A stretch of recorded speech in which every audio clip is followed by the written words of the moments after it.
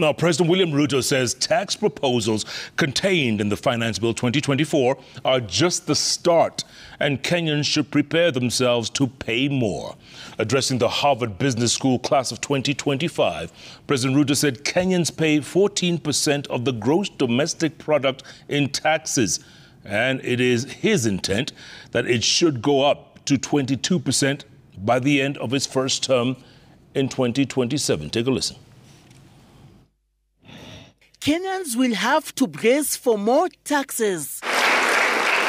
President William Ruto is a man on a mission, one that is about taxation, or rather, the rise in taxes, which is becoming synonymous with the Kenya Kwanza administration he led into government.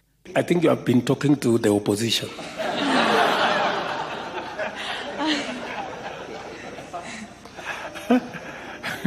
Because they are the ones who are driving this narrative that I have increased all the taxes.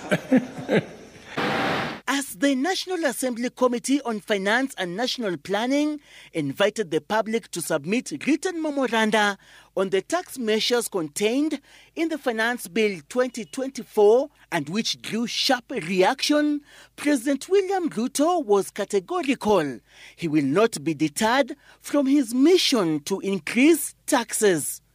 Possibly this year we will be at 16% from 14%. I want in my term, God willing, to leave it at between 20 and 22%. It's going to be difficult. I have a lot of explaining to do. People will complain, but I know finally they will appreciate that the money we go to borrow from the World Bank is savings of other countries.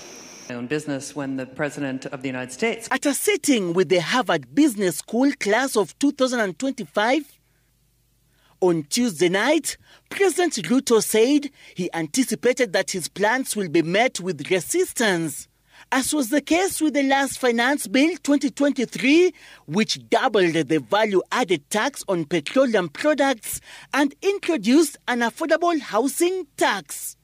Proposals that were opposed by the private sector as well as civil society and that saw deadly street protests led by the opposition coalition Azimio One Kenya.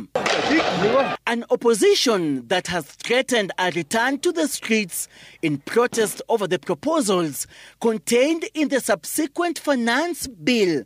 I can tell you, a year ago, if there was an election, I would have been thrown out. Among the provisions that have elicited vocal dissent are the proposals to remove bread from the list of zero-rated supplies, an increase in excess duty for telephone and internet data services, as well as fees charged for money transfer services,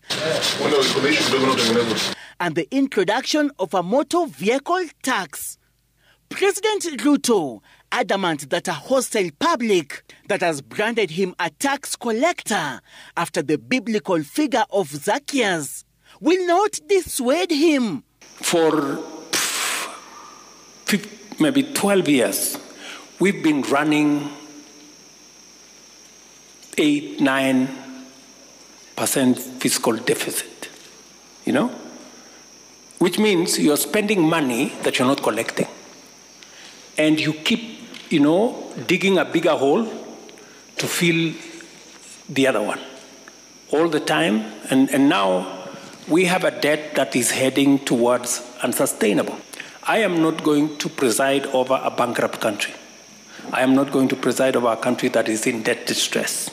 Rewarding political loyalty with appointments to public office has not endeared him to the public, and neither have the perks that come with the office. I sat here with heads of ministries, departments, agencies, and I told them, look,